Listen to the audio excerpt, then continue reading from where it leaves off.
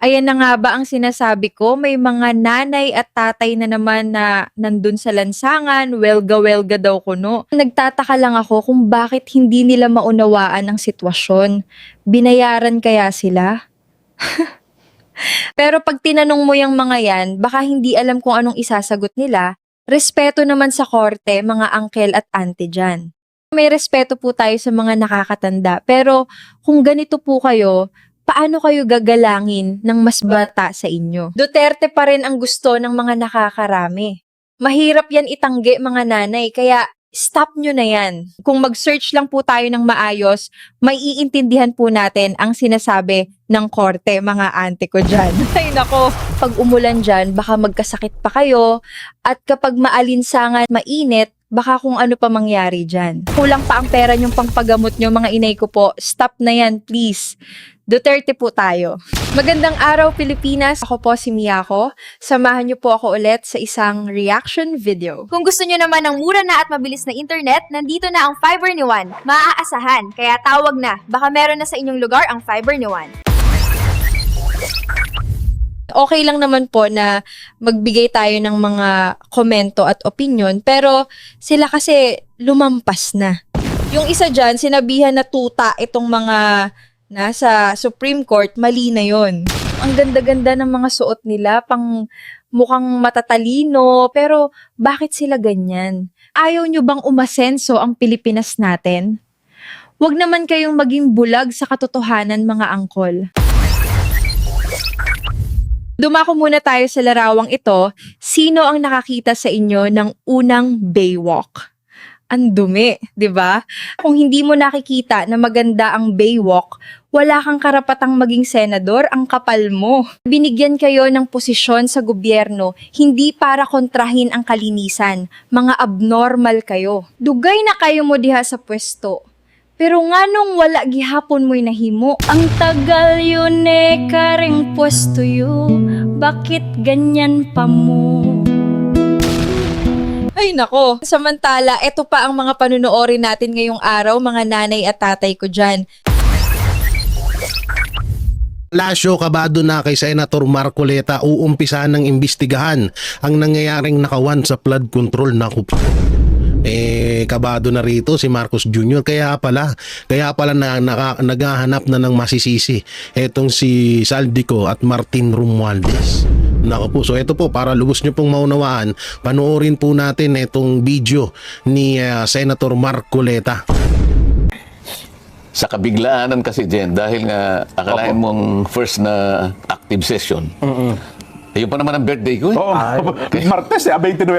Di ba? Ang nangyari, kumukulo pa naman ang tiyan ko, kaya ang daming discomfort. Ganun po ba? Nako. Nagkataon naman, Jensen, na nung birthday ninyo, ang dapat ibibigay sa inyo, cake na red ribbon. Bakit pa blue ribbon yata na ibigay? Ang dami nga nagbigay ng cake. Ang isang masarap na, hindi man cake, kakanin, galing ng Pampanga.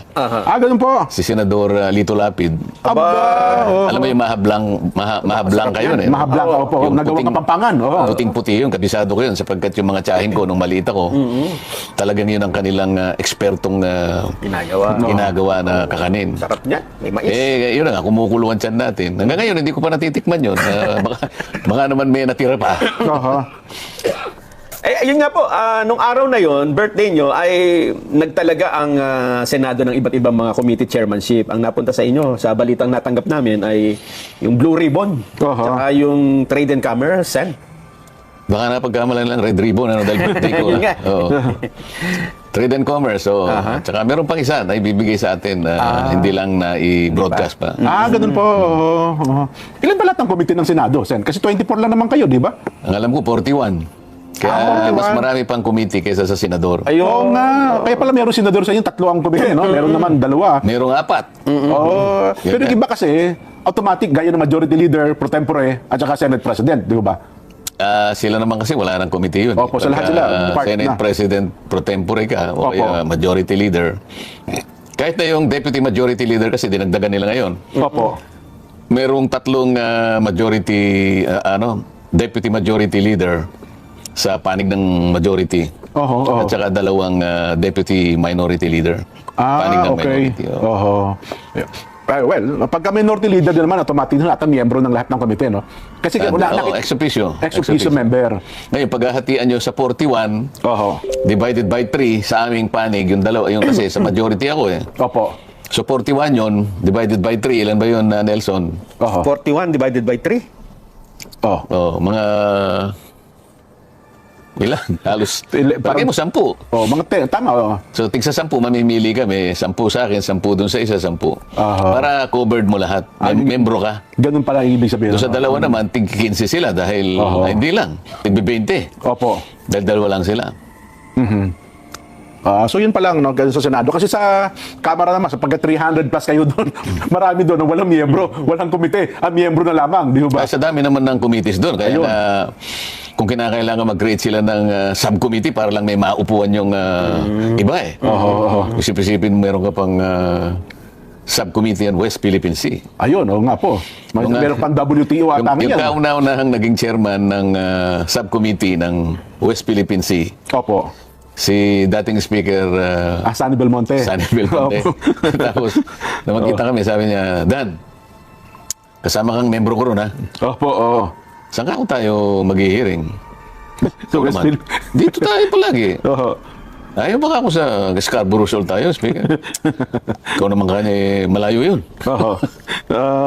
Talaga naman. At saka kahapon, kailan ba yun? Nagtaka si Nelson Sen eh. Bakit daw ba ang nangyari, ang mga deputy speaker nila may higit 20 na? Natatandaan ko kasi dati, 3 lang ang deputy speaker, di ba? For Luzon, for Visayas, at saka for Mindanao. Ngayon, ilan na? Ngayon, 20 mahigit niya eh. Bakit ka nagtataka, Nelson? Tayo nung panahon ko, 32 kami. Panahon ni Alan Cayetano. Ba't ako nagagano? Di ba, originally, parang ilan lang naman ang deputy speaker, di ba? Tsaka isang speaker. Wala tayong magagawa. Yun ang ginawa nila. Kailangan naman questionin mo pa yun. Ganun ba? Parang gusto namin questionin ni Nelson. Pwede pa pa-investigate. Parang, 32 kami. sa lahat na nga, ba't parang dimasing ko na ata deputy speaker ngayon. Oo. Kasi may kanya-kanyang cluster eh. ganon. Tinatauhan mo. Halimbawa, doon sa economic. Halimbawa, Opo. may social, merong labor. Oo. Kasi may cluster yan. Oo. So pag ikaw ay dito, halos sa 3 hanggang 4 na committees ang binabantayan mo. Parang ikaw ang hierarchy doon. Ayun, Yun ang ganun explanation pala. doon. Kasi naalala sa dami ko- kasi ng may gitna 80 yata yung committees eh. Opo. Hindi, baka higit pa. Aha. Mahigit 150 siguro. Ang mga committee ng Ang committee, Kamara. oo. Aha. Kasi naalala ko, nung bago-bago ko. Plus subcommittee na yun. Tsaka meron pang special committee. May special committee pa. Nakita mo yung Special Committee on Food Security. Ayun, oo. Nako. Ayan. Nako. Kasi naalala ko lang na, so, nung bago-bago ako reporter, napunta ako sa Kamara. Isang linggo lang naman. Tatlo lang ang deputy speaker eh. Isang for Visayas, for Luzon, saka for Mindanao. Bukod doon, wala na. Anong 19 yun? Hindi bago, mga 5 years ago. Hindi ko sabihin, 1962, reporter ka na, Jen. Hindi po. Ang laki pala ng nagot ng edad mo sa akin. Anyway, Nelson, ibang paksara tayo. Ano bang mga mainit na usapin ngayon? Yaman din lamang nasimulan mo na yung Blue Ribbon Committee. Ayan. Ang tinatanong ho nila agad ngayon, Sen, dun ho sa ating mga kabayan, yaman din lamang kayo na po ang nasa chairman ng Senate Blue Ribbon Committee. Ano na po ang inaasahan? At meron na ho ba kayo nakatalaga kung sino-sino ang mga miyembro ng Blue Ribbon Committee? Yung Blue Ribbon Committee, Jen, Nelson, Opo. ay isang nakapormang committee na yan. May tao na talaga yan. Ganun ho ba? Ang pinaka-head niyan ay tinatawag na Director General. Oho.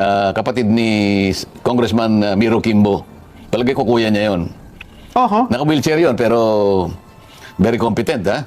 Okay. Matagal na siya roon at ang pagkakaalam ko, magre-retire siya itong December. Opo. So, meron na talagang yun. Meron talagang May composition. tao yun. Opo. May tao yun. At sa aking palagay, sa tagal ng pagkakatatag ng Blue Ribbon Committee, ay talagang may kasanayan na. Yung competence nila, kung ang pag-uusapan ay pag-build up ng kaso. Opo. Yung mga tinatawag na stop work. Para sa ganun, ay hindi ka lang basta-basta nagtatanong. Pag nagtanong kami, basihan yan. Hindi yung kung ano-ano lang tinatanong. Parang kung sino-sino lang ng mga yung mga, anong tawag din sa mga nasa television na ang tanging gawain lang ay magtatanong ng wala naman direksyon ng mga tanong, hindi ba? Oho. Doon hindi. Ganun pala Kasi yan.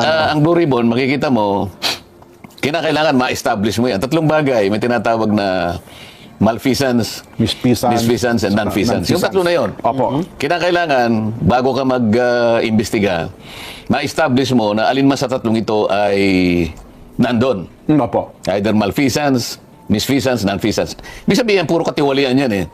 Na nagaganap o naganap sa maraming ahensya ng ating pamahalaan. Oho. Kaya importanteng komite.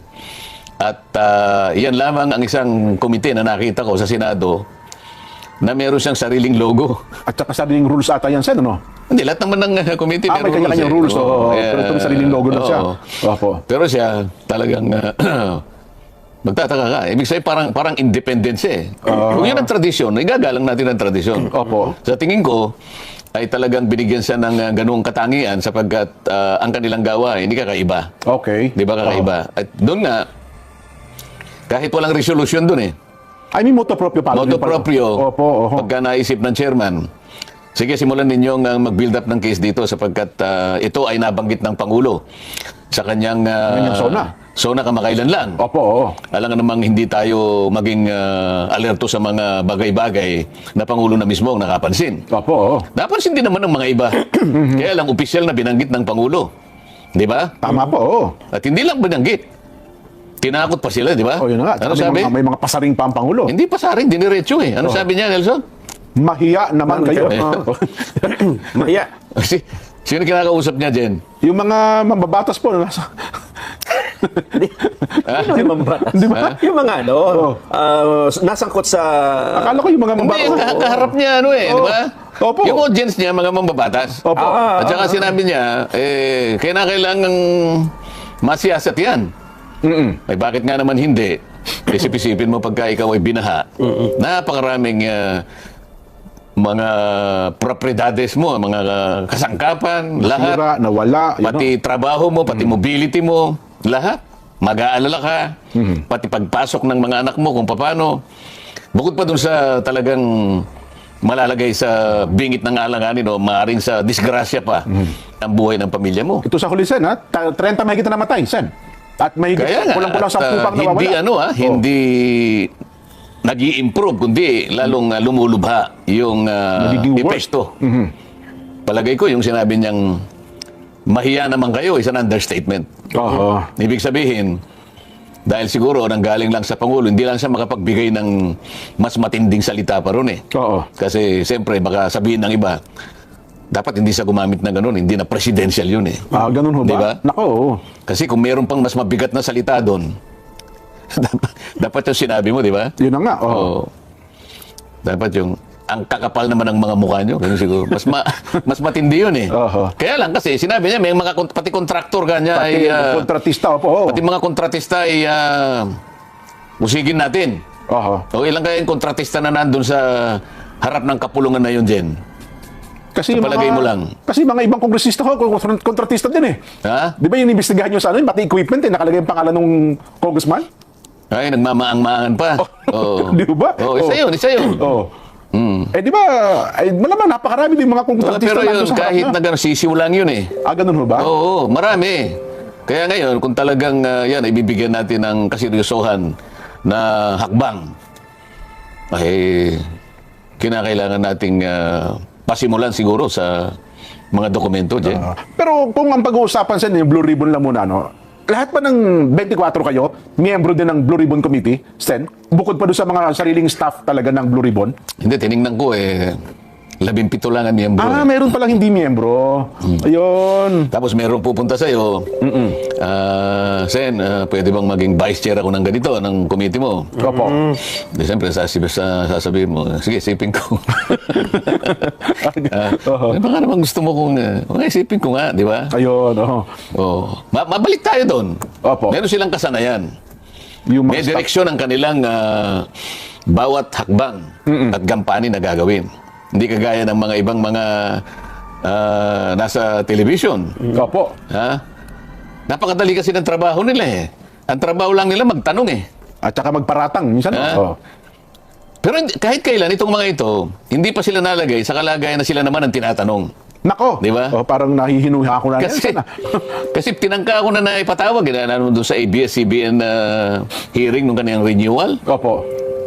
Ayaw pumunta. Magaling lang sila, mag-imbita na sila pagtatatanungin ka sa programa nila. Pero pag silang inimbita mo, Yung mga anchor ba tinutukoy nyo, Sen?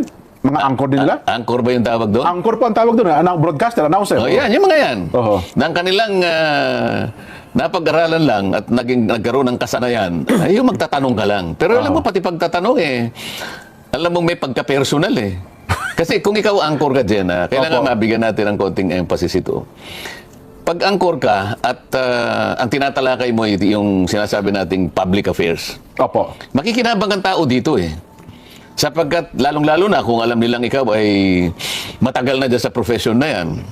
At kilalang kilala ka Opo naman, oo. Mapagkakamalang ka na napakagaling mo. Depende sa mga taong kinakausap mo, di ba? Opo, oo. Ibig sabihin, naniniwala sila sa iyo. Nagkakaroon sila ng paniniwala na maaaring lahat ng naririnig nila, lalo na sa pagtalakay mo ng mga issues, nakakakuha sila ng mga batayang impormasyon na nakapagbibigay sila ng Siyempre iba po, yung kaalaman. Magmumold dyan sa isipan ng tao. Ito Ngayon, po. pananagutan mo bilang anchor na huwag ka maging bias, ano? Ay. Kailangan objective ka para hindi mo mailigaw ang tao sa paniwala na dahil nga sa pagtatanong mo, akala mo yung taong pinararatangan mo, akala mo yung ganon. Oo, tama. Kapag hindi ka objective, pag hindi ka nasa gitna, hindi ka dapat nandun Sa akin lang. Sa akin lang. Kasi ang responsibilidad mo, napakalaki. Aha. Kumbaga public property ka na Totoo po yun. Naniniwala sa'yo, nakikinig Public sa'yo ang figure tao. na yun tama. Kasi kung sino-sino lang halimbawa biglang gumawa ng programa si Saito. Di ba? Opo, oo. Palagi ko, hindi naman magagalit sa atin si Saito. Baka walang makinig kay Saito Mga 3 siguro nakikinig. Pero sila, halos pag nakitang ganyan, nakikita mo talagang makakapag-influence. May mga followers po talaga May yan. followers sila. Opo. Kaya kailangan maging objective ka o kaya ipakita mo na pwede kang maging independent-minded. Aha. Yun ang tungkulin mo. Sa ganung paraan, ang tao makikinabang. Opo. Pero halimbawa, kunwari si Nelson, congressman. Bakit naman si Nelson nilagay sa Sa isang committee. sa Committee on Sports? Oho. Ano naman alam mga ganon. Bakit mo May side comment pa. bakit mo naman miminosin naman ang kakayahan? Ba't kilala mo ba si Nelson, si Congressman Nelson? Hindi mo ang kilala Di ba? Rin kilala niya sa pangalan, pero yung katauhan at kakayahan niya, baka hindi niya alam. No? Tingnan mo yung balat ni Nelson. siguro. Hindi man maputi ka niya. Bakit nilagay mo sa sports? Okay, sana kung talagang tinitingnan lang yung qualification. Pero kung may mga nauna pang pangyayari, Oho. ang tanong ay, paano nanalo yung taong yan?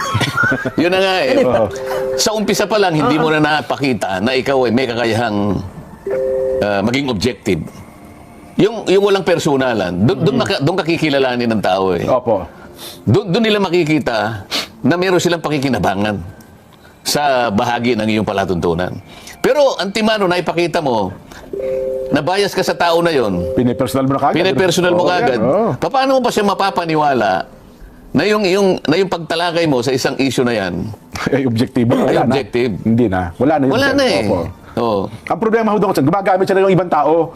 Baka iniisip niya, magsalita ng hindi maganda, yung ini-interview niya, doon sa mga pinatutungkulan niya, Sen. May ganun Leading questions. So, Mapapansin mo naman, Oo. yung anchor na yon kahit minsan.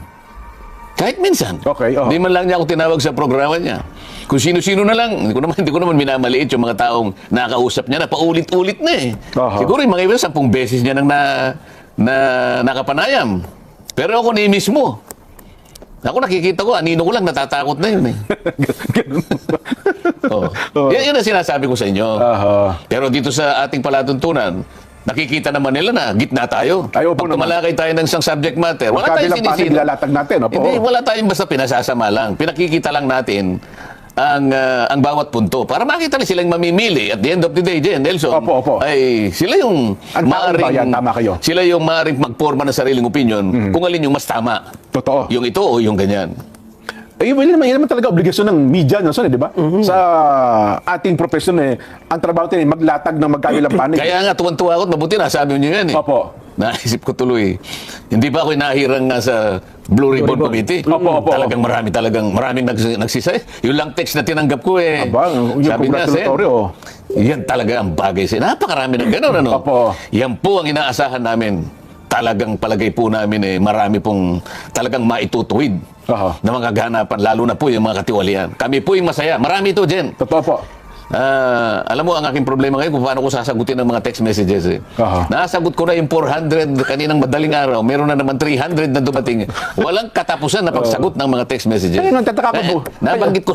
Kaya nga, ang tataka ko, bukod tangisan yung angkor na binabanggit mo, ang talagang hindi niya matanggap, sa halip na tignan mo na yung trabaho ninyo, performance niyo. Kaya nga, kaya nga nung binanggit ni Nelson, natuwa ako, naalala ko tuloy. Wala silang pupuntahan ngayon eh. Okay. E dinahira nga akong Blue Ribbon. Aha. Naalala mo yung dalawang malapad na dyaryo. Opo, oo. Tuwan-tuwa ako eh. Nung umagang gano'n, kasi yung mga dyaryo, nilalagay nila sa, meron kaming labisita doon sa labas, doon nakalatag yun. Yung dalawang dyaryo na yun, yun ang una kong makikita pag lumabas ako sa umaga. Akalain mo for the first time, Jen? Headline ako. Nilagay po. Hindi ako makapaniwala, Jen. Siya, hindi totoo ito. Ako lang mag-isa natatawa ko. Akalain mo, hindi na rin nila nakuha na baligtarin ang mga pangyayari. O kaya, Hindi mo lamang bagitin ang pangalan niyo. Hindi ba nung una tayo nagtatalo rito at pinag-uusapan kung kinakailangang sikilin nila yung katotohanan. Yun yung muna natin pinag-usapan. Ngayon, yung dalawang dyaryo, walang magawa tayo. Pati litrato ko dyan, nandun.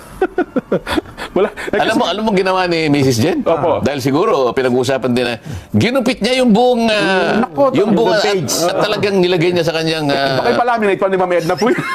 for the first time. Opo. At for the first time, ay ire-report kayo ni Mayan Corbera. Kasi hindi kayo nire-report nito eh. Ito yung reaction dun sa nagtanong Sen Nagtanong kasi, bakit kasi si Senador Marcoleta ang nilalagay niyo dyan sa Blue Ribbon? First timer yan First timer ka, neophyte. Neophyte yun eh. Bakit yan? Bakit? Ito po ang sagot sa report ni Mayan Corbera. Mayan. Magandang hapon, Nelson at Jen at kay Senator Marcoleta. Posible ang issue raw ng umay anomalya sa mga flood control projects na itinagagalit ni Pangulong Bongbong Marcos ang unang iimbestigahan ng Senate Blue Ribbon Committee na pinamumunuan ni Senator Rodante Marcoleta. Yan ay ayon kay Senate President Pro Tempore Jinggoy Estrada. Sabi ni Estrada, may inihain ng resolusyon si Senator Erwin Tulfo para siyasati ng Senado ang umulikatiwalian sa flood control projects. Partikular niyang ipinasisiyasat kung saan nagamit ang bilyong pisong budget noong 2024 at ngayong 2025 para sa flood control, samantalang maraming barading kalsada at rinis na nagresulta yan ng malawakang pagbaha. Sabi ni Estrada, bukod dyan, yung the flood control project, kasama din ang kontrobersiya sa joint venture agreement sa pagitan ng mga water districts at mga water concessionaires ang posibleng sinisin ng Blue Ribbon Committee. Ipinagtanggol naman na Estrada si Marcoleta sa mga batikos bago nilagay sa Blue Ribbon Committee. Ito raw ang unang pagkakataon na ang Blue Ribbon ay pamumunuan ng isang neophyte senator na mag-iimbestiga sa mga kaso ng pang-abuso at katiwalian sa gobyerno. Pero sabi ni Estrada, isang abogado si Marcoleta at matagal itong naging kongresista. Walaan ng ibang senador na humiling na pamunuan ng komite at iginiit na walang kapalit ang pagbibigay sa kanya ng Blue Ribbon Committee. Bukod dyan, wala sa rules ng Senado na nagsasabi bawal na mag-isema na makapangyarihang komite ang isang baguhang senador at baka makatulong anya ang pagiging dating kongresista ito para madaling matukoy ang mga sinasabing kongresista na rumarakit umano bilang mga kontraktor. Narito ang bahagi ng pahayag ni Senador Jinggoy Estrada. Why not? Identified siya sa Duterte. There's always a first time. And Senator Marcoleta is highly qualified to head that committee. He being a lawyer. So, tanggalin mo na yung posisyon siya.